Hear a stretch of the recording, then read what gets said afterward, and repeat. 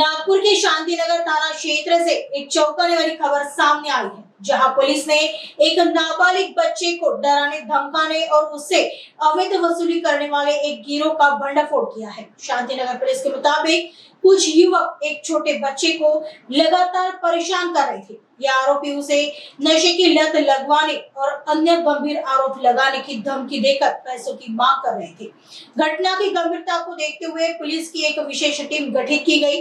Police ने त्वरित कार्रवाई करते हुए मुख्य आरोपी, जिसका नाम सोनू बताया जा रहा है, और उसके साथ संलिप्त 2 नाबालिगों को हिरासत में ले लिया है। शांतिनगर पुलिस आगे की जांच कर रही है। शांतिनगर पोलीस स्टेशन हद्दीमध्ये एक लहान मुलगा होता आणि काही एक बालिक व्यक्ती आणि त्याच्यासोबत काही नाबालिक व्यक्ती त्या मुलाला थोडेसे म्हणजे त्रास देणे, नशा करतो किंवा हे करतो अशा प्रकारचं धमकून त्याला पैशाची मागणी करत होते।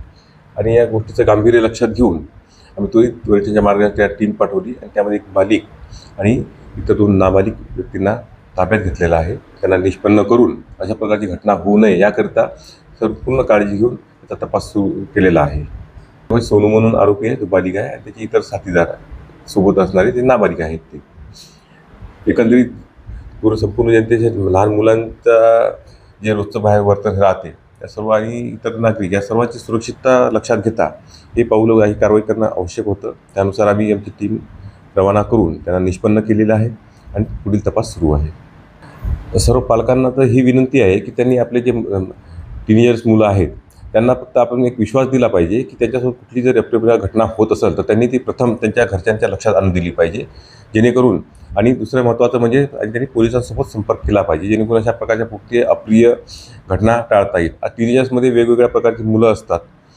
ते बाहेरचं जग पाहतात, काही वाटी चुकीच्या गोष्टीसुद्धा त्या चांगल्या समजतात, पण चांगला आणि वाईट यातला भेद त्यांना पण कळून सांगितला पाहिजे।